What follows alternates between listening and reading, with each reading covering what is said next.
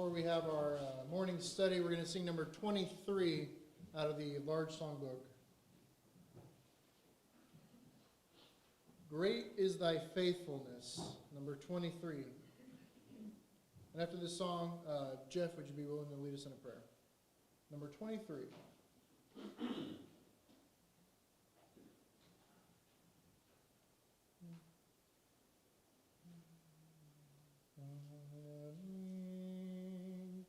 Great is thy faithfulness, O God, my Father. There is no shadow of turning with thee. Thou changest not, thy compassion, they fail not. As thou hast been, thou forever wilt be. Great is thy faithfulness. Great is thy faithfulness. Morning by morning, new mercies I see. All I have needed, thy hand hath provided. Great is thy faithfulness, Lord, unto me. Summer and winter and springtime and harvest, sun, moon, and stars in their courses above, join with all nature in manifold witness to thy great faithfulness, mercy, and love. Great is thy faithfulness. Great is thy faithfulness. Morning by morning, new mercies I see.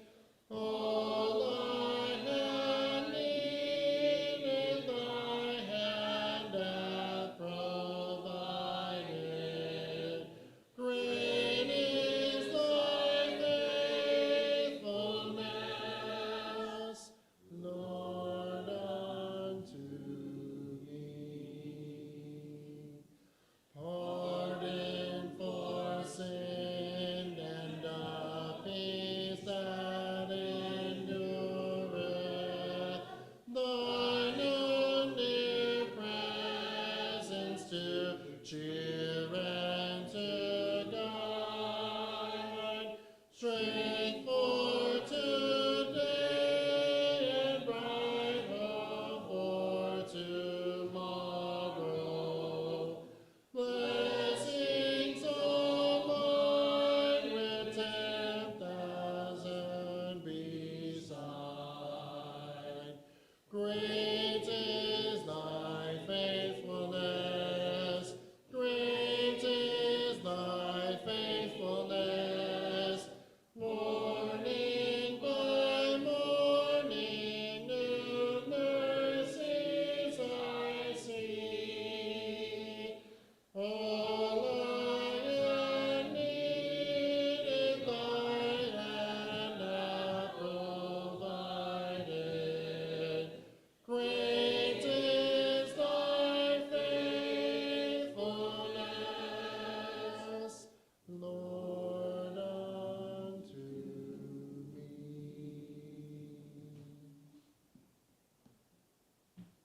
Our Father in heaven, as we begin this Bible study this morning, as we begin this new day, this Lord's Day, this new week, we reflect upon how great your faithfulness is to us day unto day. And yet, as we just sang every morning, come afresh and anew, and we are so thankful for how you take care of us and watch over us, and through your providence, lead us to the purpose for which we were made. We are thankful for not just your physical earthly blessings, which are necessary for us, but for your spiritual blessings even more, which, even though we sometimes don't feel a loss, we truly are at a loss if we don't have those spiritual blessings through Jesus. We are thankful for his sacrifice for us on the cross, for the name that we wear that forms a bond, the love that he shared with us that is our purpose in life. And we pray that you would bless us to always be thankful for him and all that he has done for us on the cross. Bless us in this hour of study that we might open our hearts and our minds and our lives before you, that we might better understand how we should live our lives and make our choices, and that we might carry through with the things that we know we should do, that we might be pleasing to you in all things. Please bless the teachers, and please continue to watch over us as we seek to let our light shine with what we learn in studies like these. Forgive us of our sins, and bless those who are unable to be with us this morning, that your healing hand and your providence might be with them. In Jesus' name, amen.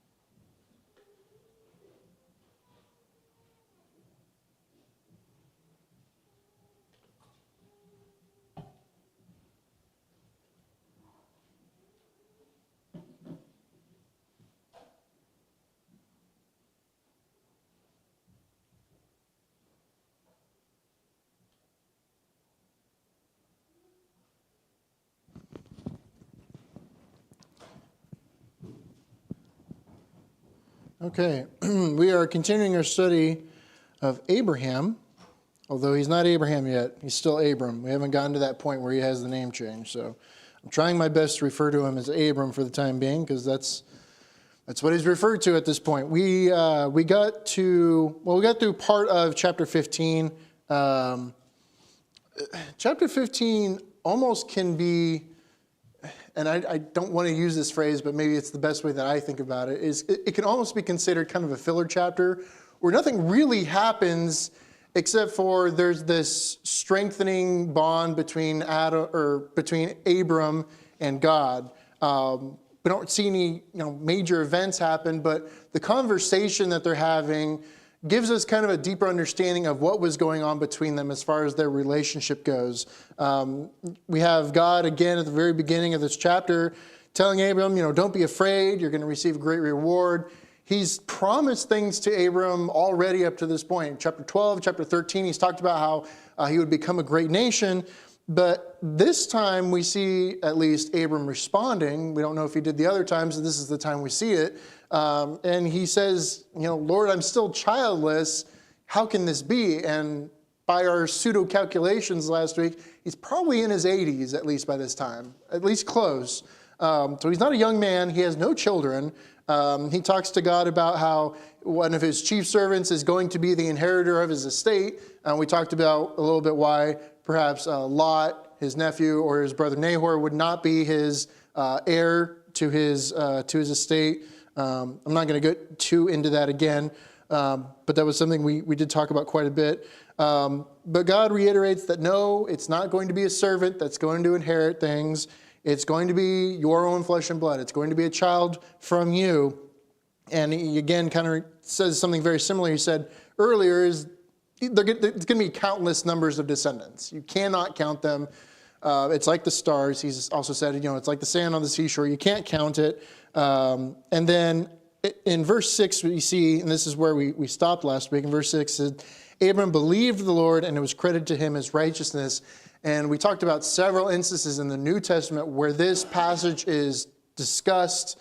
Places like Romans chapter 4, Galatians chapter 3, the second half of James chapter 2. We didn't read all of them. We read James chapter 2. The other ones are just very lengthy. So for the sake of time, we didn't go into them. I hope you guys did your homework and went back and read those, like I suggested, because they make a very big deal of this action. Abram, if you will, did not just believe that there was a God and that God was good and God was loving. He acted upon the promises and the things that God did for him. That's really the definition of faith. It's not just a simple belief, but it is acting upon that belief. When you read through Hebrews chapter 11, you have this whole list of people who are considered faithful, not because just what they believed, but they believed it and they did something about it. It doesn't say Noah believed God when God said there was going to be a flood and waited around for it to happen. He said he built the ark. He did something.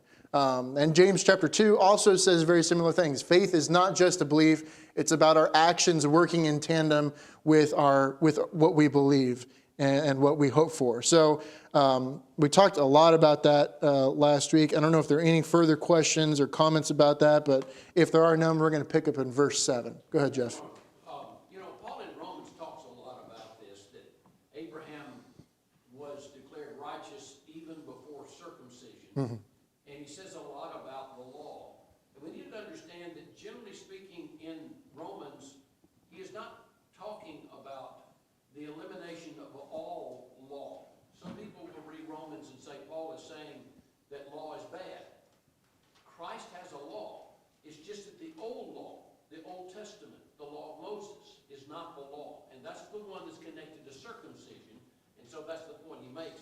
You're right, Abraham did obey, and his obedience was part of his faith. Couldn't have one without the other.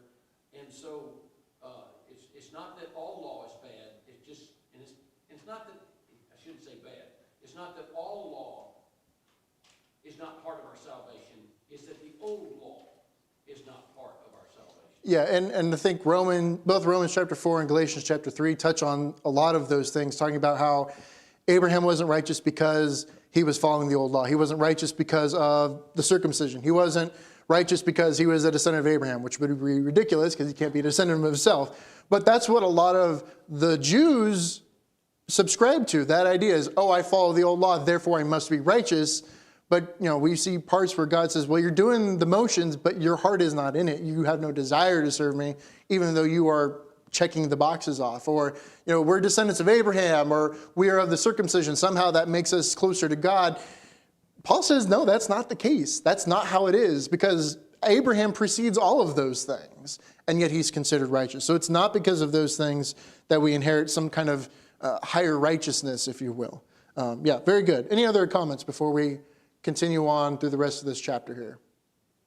Okay. We're going to portion this out just a little bit. There's not clean breaks in here, but I'm going to put them in there just because I don't want to have to read huge sections and then talk about all of it. We're going to chunk it a little bit. So I'm going to read for us Genesis chapter 15, verses 7 through 11, please. He also said to him, I am the Lord, who brought you out of Ur of the Chaldeans to give you this land to take possession of it. Through 11, please. But Abram said, O sovereign Lord, how can I know that I will gain possession of it? So the Lord said to him, bring me a heifer, a goat, and a ram, each 3 years old, along with a dove and a young pigeon. Abram brought all these things to him, cut them in two, and arranged the halves opposite each other. The birds, however, he did not cut in half. Then the birds of prey came down on the carcasses, but Abram drove them away. Okay. So we have some interesting stuff. I'm going to push off till the next section. We'll talk about it a little bit more. But there are some things I want to specifically look at here.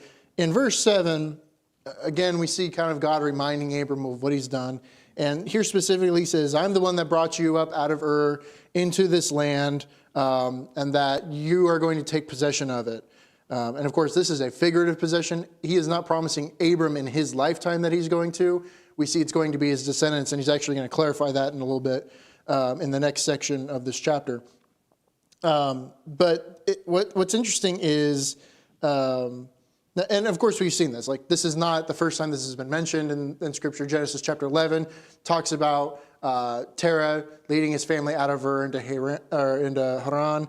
And then in chapter 12, the first 5 verses, it talks about God speaking to Abraham, telling him to go from Haran down to Canaan, and they did so. So God has been leading him. This is not really new information for us. This is God reminding him of this. So I asked the question here is, why does God feel the need to remind Abram that he's been leading Abram through this journey? Why does God need to do that? Because God never does anything without a purpose. Why would he feel the need to do this? From mentioned that, he said, how will I know? And if he's doubtful, then he obviously isn't trusting fully. So we've talked about this last week a little bit because, Abram has brought up the issues with, how am I going to have a nation come through me? I don't have any kids yet. I'm 80, at least somewhere in there. Abram definitely he's trusting in God. He has faith in God, but he doesn't understand how this is going to work. And, he's got questions. He has some doubts, it seems. Not to the point that, he's sinning or is considered unrighteous, but he's just trying to see how this is going to work. He's still doing what God asks him to, but he doesn't really understand. Any other thoughts on this? Several times, I don't know if the case here, but several times God comes and reminds Abram of this when there has been a change in his life. So when he and Lot separated, God said something about it because he wants Abram to know that in each stage of his life, as I'm trying to think of the way to put this, as his responsibilities narrow, God is saying, yes, this is the path. This is where I'll be able to fulfill my promise to you. And so Lot's not part of that. Yeah. And so Hagar's not part of that. And so Eliezer is not part of that. And so it seems that there are times like this that he's narrowing Abram's focus so that Abraham knows that he is the person that God seeks to bless because of his faith. To keep on having that faith because that's what God's blessing. And it's not in all of them, although I'm sure that, 1 Peter 3, Sarah had great faith, but it was in Abraham primarily. Yeah, and this kind of brings up kind of the line of reasoning that I like to use is, do we see other examples when God does this for other people? And of course, the one that came out to me, and there's others we could go to, but the one that came out to me the most is the children of Israel. Without any context, if you wanted to take a guess how many times God reminds them of what he's done for them, I don't think you would have enough fingers on your hands to count that. We see over and over and over, you have both while they're in Exodus in the wilderness and taking the promised land, in the promised land, during the times of the kings, during the time after captivity in Babylon, where God is reminding, this is what I did for you. Don't forget these things. I'm fulfilling my promises here. I have a plan here. We see it over and over and over again. Like I said, it's too numerous to count, so I'm not going to list every verse where that happens. You can look up a concordance and you can spend that time doing that if you'd like. But kind of thinking about that example specifically, think about how quickly the Israelites, again, the chosen people, how quickly they strayed away in the face of that reminder. One of the earliest, well, maybe not the earliest, but one of the easiest, perhaps, examples to look at. Let's go ahead and turn there. We'll read a little bit of it. Exodus chapter 32. Some of you may already know where I'm going with this.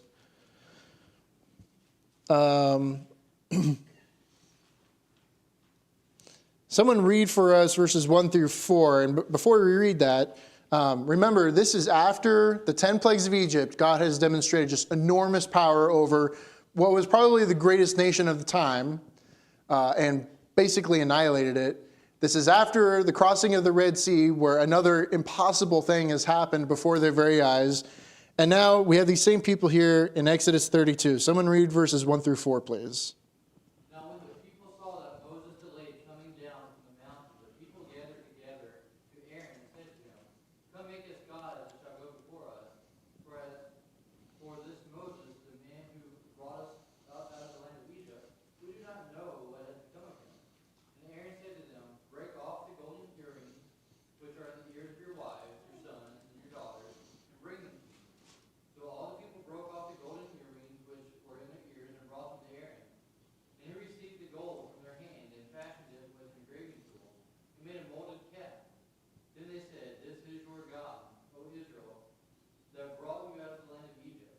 Okay. So, there's especially this last part. What? That's what, as a reader, we'd go through this and say, how did they come to this conclusion? What is Aaron doing here? Why is he going along with this? Another study for another time. But look how quickly they abandoned God in the face of witnessing what he had done. So we don't really see a lot of huge, miraculous, powerful things that occur around Abram before this time in Genesis 15. But Abram is at least staying faithful still. But even he is kind of having some doubts here. And God is going to, he's reiterating this thing. I still have this promise. Kind of like Jeff said, every step of the way, when you kind of see things are changing in his life, God is still there reminding him, I'm still with you. This promise is still going to stand. And kind of later in this chapter, he's going to solidify that promise in another way. But this is just kind of an easy example to look at, another Old Testament example. I think this is probably, we might think of this as when we take the Lord's Supper every first day of the week, we are reminded of what God has done for us. We need that constant reminder. I don't think, if I missed a couple weeks, I would forget that fact, but I may not act upon it as well as I should. And maybe I'll start living like I don't know that, even though maybe in the back of my mind I do. So we need these constant reminders. I don't think this is I don't think this is a put down on Abram, that Abram is having doubts and he's weak and he needs this. We all need this. This is something we all need from time to have this kind of reminder that God is with us, that God is helping us every step of the way, that he is providing. So I'm not saying Abram is in the wrong here, but Abraham is just not seeing the picture. He's not seeing the big picture that God has and has planned for him. So I think that's just something to keep in mind as we're going through this here, because we need it just as much as Abram did. And despite all the reminders the Israelites got, they still had problems. Anyway, I just wanted to mention that. In verse 8 then, we're going back to Genesis chapter 15. In verse 8, Abram kind of asks God, he asks in sort of an interesting way, and I'm not sure maybe the language really quite translates well. He asks, how am I going to know that I'm going to take possession of this land? How am I going to know that? And I feel like what he's asking for is, by what sign or by what promise can be made that I will know that this will in fact come to pass? Again, Abraham is an old man. He doesn't have any kids.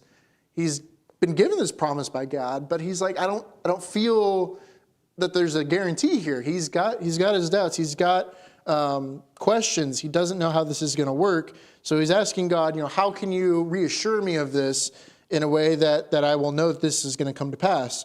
Now remember, and well, I guess I already mentioned that. I was going to say something I've already said. So God kind of gives him this message. He says, go get a heifer, a goat, a ram, all of 3 years old. He cuts them into pieces. He has these 2 birds he doesn't cut into pieces, but he cuts the larger animals into 2 halves here, opposite each other. And of course, when you do this kind of thing, animals are going to come in and say, "Oh, what's this? This looks like something for me," and he has to kind of shoo them away. And that's kind of where we stop where we read. I'm not going to get too much into the symbolism of this exact part yet. I want to save that for the second section. Again, there's not a really good clean break here. So I'll get into that when we read the next section. Anything else about things up to verse 11 aside from the cutting in the half of the animals? Because I'm going to get to that a little bit later here. Go ahead, Jeff. It's not unreasonable for Abraham to ask, how will I know?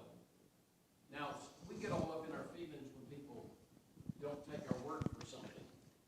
But generally speaking, we require contracts and written estimates and things like that. That is all normal. That is not distrust. It is proper. And so God doesn't take offense at that when we seek to find confirmation. In our case, we are blessed with scriptures, and those scriptures give us confirmation that God keeps his promises. Abraham doesn't have the scriptures. And yes, God has blessed Abraham and been with him to this point, but like I said, God doesn't consider this an unreasonable request.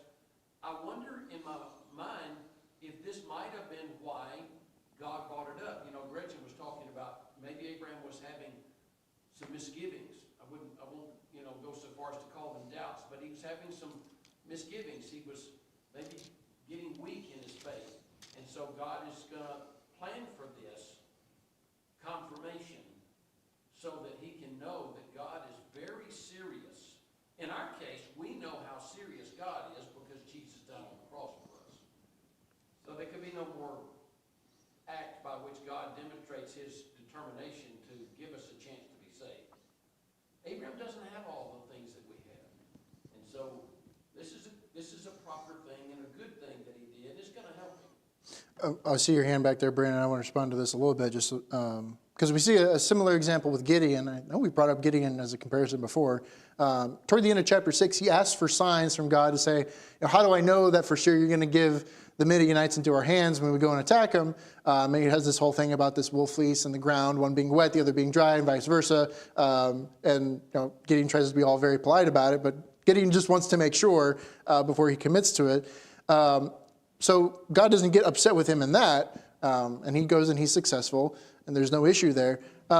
Perhaps maybe one difference is when we see when the Pharisees are asking for a sign from Jesus, and Jesus kind of makes a point that he's got his proof. Like, there should be no doubt. And there are scriptures, kind of like what you're saying is, there are scriptures that are foretelling of the things that Christ was teaching and talking about and doing, and they weren't seeing it, and they said, well, we want a sign. And we have kind of an aside with Herod, where Herod wanted to do some miracles for him. And that was outside of what God was planning for. So there is some differences sometimes. So we can't say, well, us today, we need a sign from God, just like Abram. No, we have the scriptures. We have everything we need. In fact, what we have, you could argue, is even better than what they had. So that could be a whole other study in itself. I'll go ahead and let Brandon get in there. Yeah, so just to add on to what Jeff and the conversation's been this morning, we have to remember that time is different for us compared to God and his timeline. We may be reading chapter after chapter and story after story, but there are years, many years in between each story. So, how uneasy or impatient do we get, from day to day, month to month, year to year? You're looking at years between Abram here and nothing, in his eyes happening. Where's this coming from? These are years. Decades, generations for us, right? So it's understandable. We need to distance ourselves from that and realize that this is not just days later that he's questioning. These are generations for us. Yeah, absolutely. And I think I mentioned that a little bit last week, and we don't know exactly how much time necessarily passes between chapter and chapter. But certainly from chapter 12 to chapter 16, I think there's a span of, I'm going to say 11 years or so. But, how that all lines up, we're not exactly sure within that span. But, it's not that, Abram's coming every day to God and said, hey, God, I don't have my kid yet. What have you done for me lately? Yeah, we definitely don't see that. And again, going back to verse 6 of Genesis 15, Abram believed God and it was credited to him as righteousness. He believes what God is saying is true, but he doesn't understand it. He doesn't see how it's going to come to fruition, and that's what's causing his doubts. He believes in God, he trusts in God, but he doesn't get it. He doesn't understand what God knows or what God is planning. Very good. Any other thoughts before we keep going? Okay, go ahead, Arnold.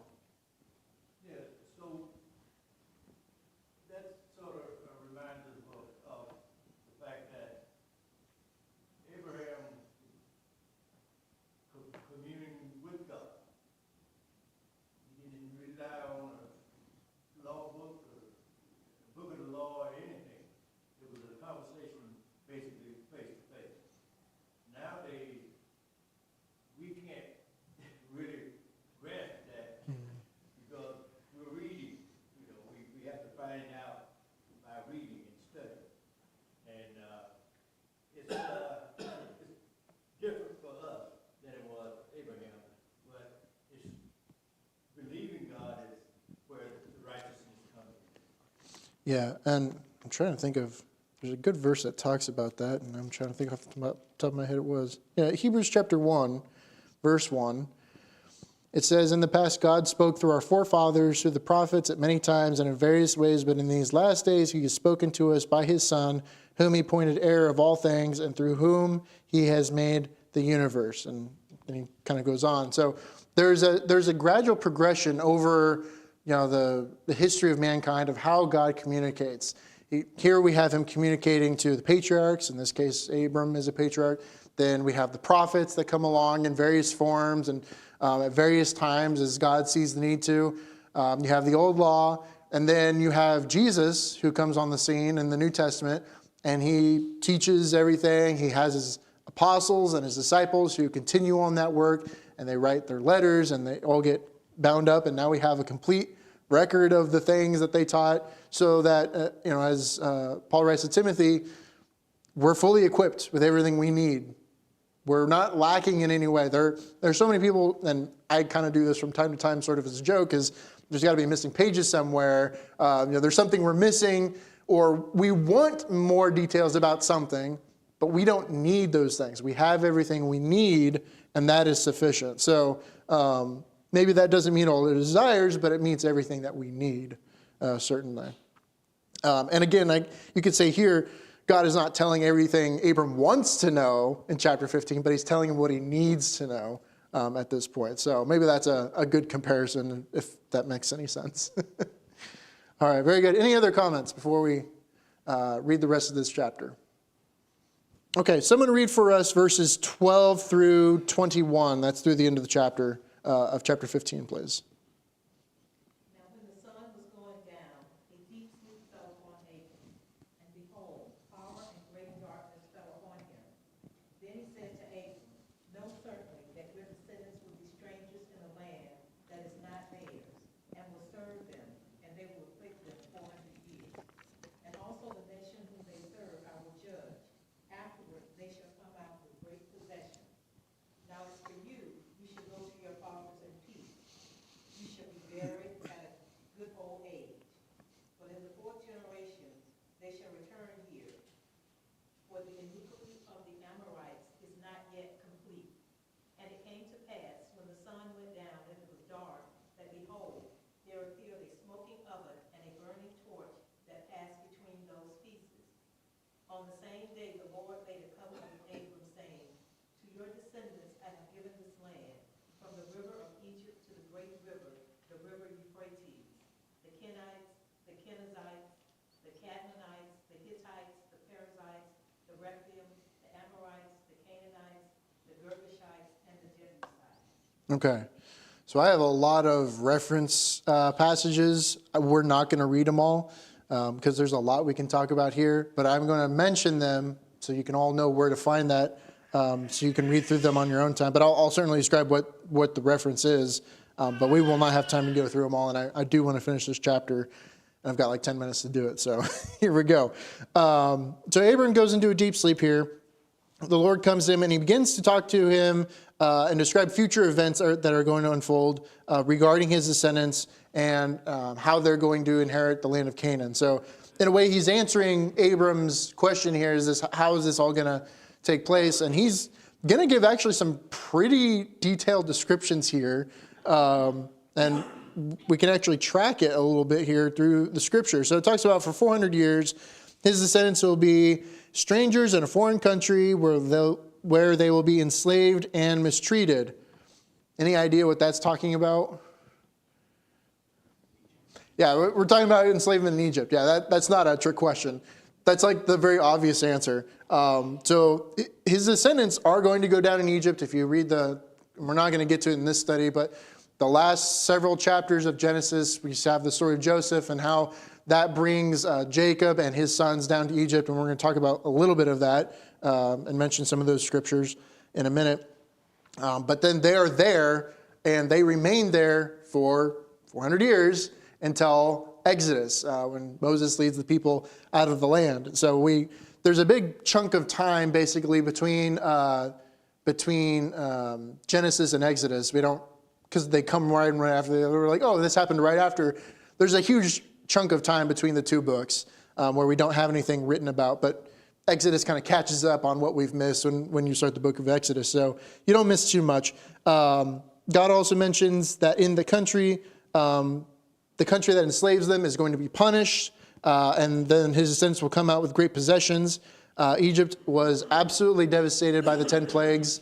That could be a great study to see, kind of look at the effects of how these plagues would affect any nation today and how bad that would be.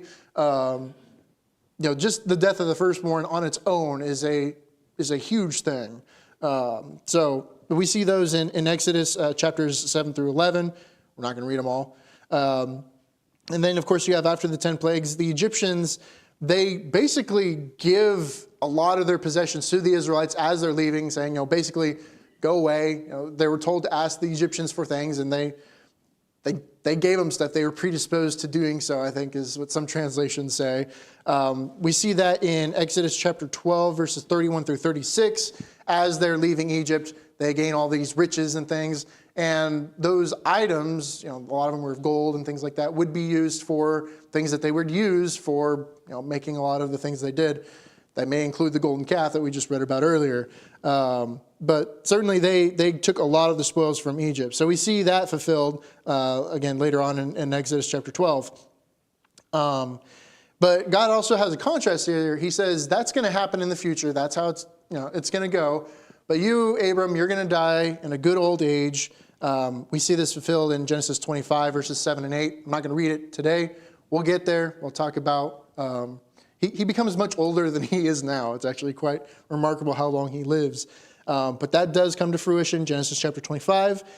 God also tells Abram, in the fourth generation, his descendants would return to the land of Canaan. Now, when you read this, you kind of have to figure out, well, where's the starting point for this countdown? Because if what God is saying is true, you have to figure out, well, where do you start this count? You don't start it with Abraham. I'll tell you that because the math doesn't work out. I don't think it's to be interpreted as the fourth generation after Abram, but the fourth generation after those who entered Egypt. Because we know they go down to Egypt, and 4 generations later, they would come back into that land. Now, we can track this and see how it's fulfilled by studying the lineage of Judah, which I'm probably going to spend most of the rest of my time talking about real quickly. The reason I'm doing that is Judah is most described. We have a lot more record of it for reasons that you could probably figure out.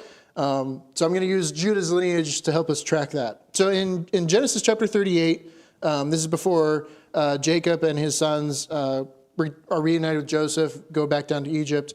We know that Judah has 2 sons by Tamar. They're named Zerah and Perez. And then we see later Judah, his son Perez, and then Perez's son Hezron are all listed in Genesis chapter 46 of the list of Jacob's family that went down to Egypt. So we have Hezron then as the youngest that enters Egypt of that family. So the descendants of Hezron, they're listed in many places. Ruth chapter 4, 1 Chronicles chapter 2, Matthew chapter 1, and Luke chapter 3. So we have 4 lists that have the same people listed, so it makes it easy for us. So starting with Hezron, you have his descendants, then to Ram, to Aminadab, then to Nahshon, and then it keeps going. Now, Nahshon I want to mention here, because in Numbers chapter 1, this is after the Exodus, after they've come out of Egypt, but they're not in the Promised Land yet. We have Moses. He's been commanded to take a census of the Israelites, and then 1 man from each tribe is to help him with that, basically the leader of each tribe. Now, Nahshon, the son of Aminadab, is the man who's chosen from the tribe of Judah. And he continues to serve in that position until Numbers chapter 10. That's the last time we see him mentioned. Now, when the children of Israel have a rebellion against God in Numbers chapter 14, this is after the spies have gone to the land and given the report, and the people are really upset and they don't want to do what God has said. God basically promises to wipe the generation away, and then the next generation is going to actually be the one that inherits the land. So that means Nahshon is not entering the promised land. It's going to be his son, which is son Salmon, which, and again, those lists in Ruth chapter 4, 1 Chronicles chapter 2, Matthew chapter 1, and Luke chapter 3. Salmon is the next one listed in that descendancy. So he would be part of the generation that would enter the promised land. Now, we don't see him I don't think mentioned as going into the promised land by name, but he would have been in that generation. So if you look at it, if you look through it and you number it from the 4th generation, you have Hezron, who was generation 0, if you will. He was one of the ones that went into Egypt.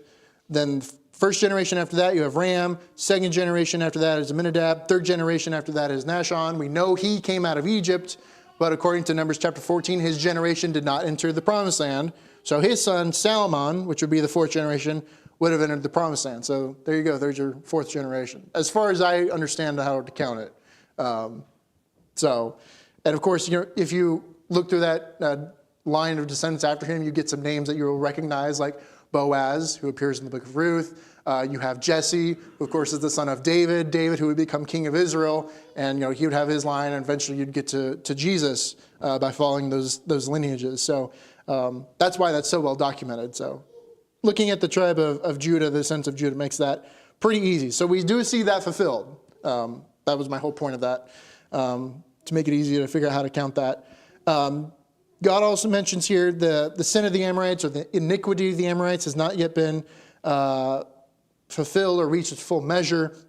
Now, calling back to the previous chapter, Mamre, Eshcol, and Aner, who were allied with Abram in Genesis chapter 14, they're called Amorites.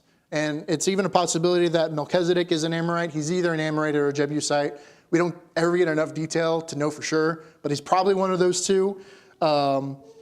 Now, so it seems like they have a good relation with the Amorites at this time, especially if Melchizedek himself is also an Amorite. But this is apparently going to change, because after the Israelites come out of Egypt, one of the primary fighting rivals they're going to have is the Amorites. There is no alliance there anymore. There is a lot of fighting and bloodshed between the two. So we don't really understand maybe what God means by this at this time, because it seems, at least in Abram's time, they're not really doing too much that's bad, but of course we don't get a lot of descriptions about them. But we do know what their sin becomes.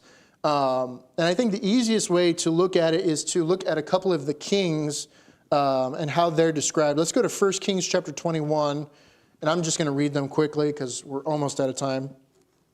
In 1 Kings chapter 21, and I'm going to read verses 25 through 26, and this is a description of King Ahab, one of the worst kings of Israel.